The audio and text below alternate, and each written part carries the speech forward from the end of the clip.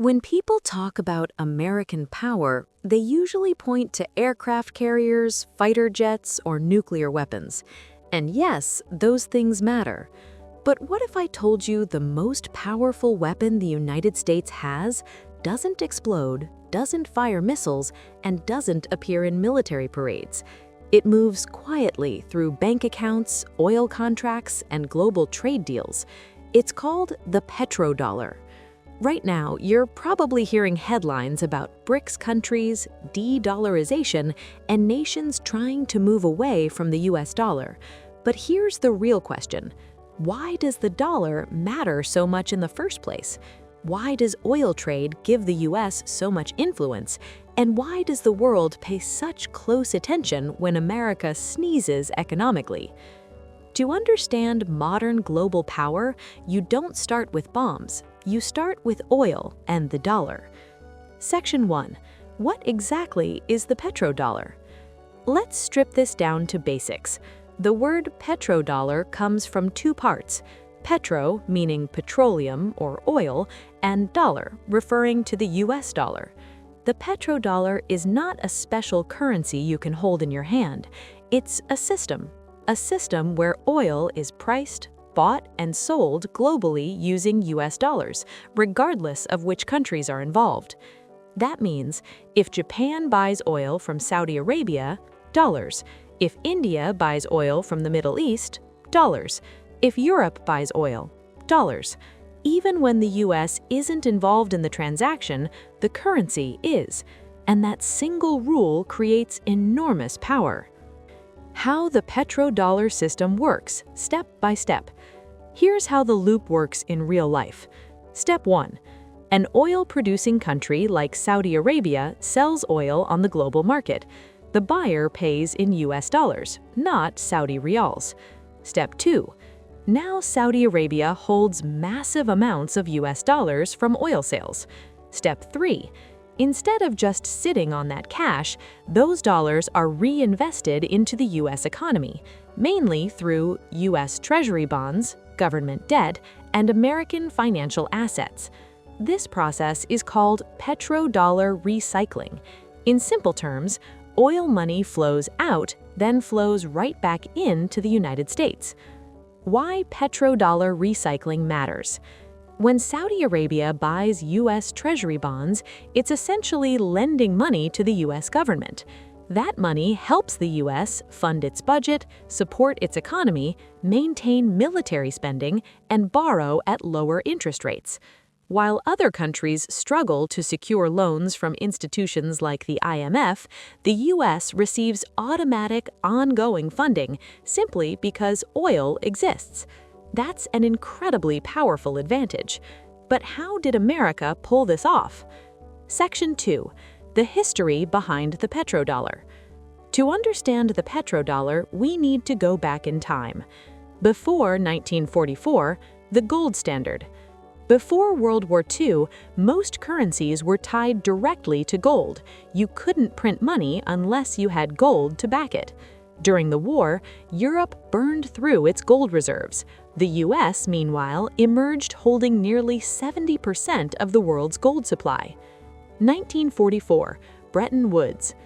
In 1944, 44 countries met and agreed to a new system. Their currencies would be tied to the US dollar. The US dollar would be tied to gold. That made the dollar the global reserve currency. But there was a problem. 1971, the Nixon shock. By the late 1960s, America was spending heavily. Vietnam War, Cold War, expanding government programs. The gold reserves couldn't keep up. So in 1971, President Richard Nixon ended the gold standard. The dollar became fiat money, no longer backed by gold. That move saved US flexibility, but it also threatened the dollar's global dominance. The US needed a new anchor. That anchor turned out to be oil. Section 4. The Saudi Arabia deal. In the early 1970s, the Middle East was unstable. The Yom Kippur War erupted. Oil-producing Arab nations imposed an oil embargo on the West. Energy prices exploded. The crisis hurt Western economies, but it also hurt oil producers. Saudi Arabia needed security, stability, reliable markets. The US needed dollar demand, global influence, energy stability. So in 1974, the two sides reached a quiet agreement. The Petrodollar Agreement simplified. The deal was straightforward. Saudi Arabia sells oil only in US dollars. Oil profits are reinvested into US financial assets. The US provides military protection and political support. No official treaty, no public announcement, but the impact was massive. Once Saudi Arabia agreed, other oil-producing nations followed, and just like that, the petrodollar system was born. Section 5. How the petrodollar made the US a superpower. Oil is essential. Transportation, manufacturing, electricity, global trade. Every country needs it. And if oil requires dollars, then every country needs dollars. Only one country can print them. That gives the US three major advantages. 1. Constant global demand for dollars. Countries must hold dollar reserves just to function. 2. Cheap borrowing. Foreign governments fund US debt by buying US Treasury bonds. 3. Financial influence. Global oil trade flows through US-regulated financial systems. This allows America to shape the global economy without firing a shot. Section 6. The petrodollar as a weapon. Here's where it gets controversial. Because most oil trade uses dollars, transactions often pass through US banks. That gives Washington leverage.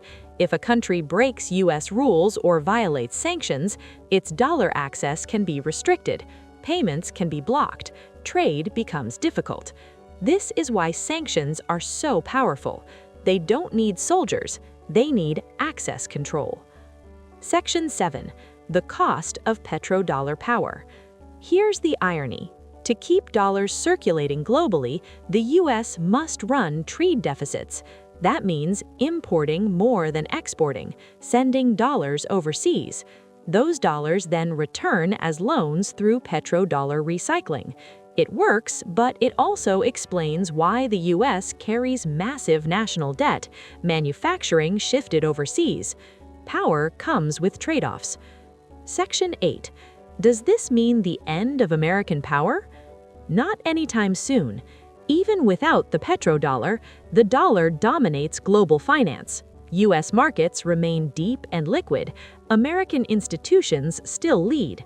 But losing the petrodollar would mean losing a major strategic advantage.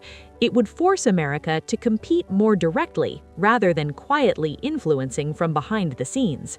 Section 9. What happens if the petrodollar really weakens? Let's imagine a future where the petrodollar slowly loses its grip. Not overnight, not in a dramatic collapse, but gradually. If oil starts being traded in multiple currencies instead of mostly US dollars, the first impact would be lower global demand for dollars. That matters because right now, countries hold dollars not just for trade, but for safety. If that demand weakens, the US may need to offer higher interest rates to attract buyers for its debt. Borrowing would become more expensive, government spending would face tighter limits. At the same time, a weaker dollar could mean higher import prices for Americans, more inflation pressure at home, and a reduced ability to use sanctions as a global tool. But here's the key point most people miss. A weaker petrodollar doesn't mean the US becomes weak overnight. It means America shifts from automatic dominance to active competition. Instead of the world needing dollars by default, the US would need to earn trust continuously through economic stability, innovation, and strong institutions. In many ways, it would mark the end of easy power and the start of disciplined power. Section 10. The real lesson of the petrodollar. The petrodollar isn't just a story about oil or currency. It's a lesson about how modern power actually works. Power today isn't just about territory. It's about standards, systems, trust, and control of flow. The United States didn't dominate the world by forcing everyone to use the dollar at gunpoint. It built a system where using the dollar made sense. Oil exporters gained security, importers gained stability, investors gained access to the world's largest financial market, and the US gained influence. That's the genius of the petrodollar. It shows that the strongest empires aren't always the loudest ones. They're the ones that design systems so useful, so central that the world depends on them, often without realizing it. Whether the petrodollar lasts another 10 years or another 50, its impact is already permanent. It reshaped global trade, redefined economic warfare, and proved that in the modern world, money doesn't just buy power, money is power. Final thoughts. America's power isn't just about force, it's about systems, and the petrodollar is one of the most successful systems ever created, turning oil into influence, currency into control, and trade into leverage. Nukes make headlines. The petrodollar shapes the world. If there's oil, you can bet the dollar isn't far behind.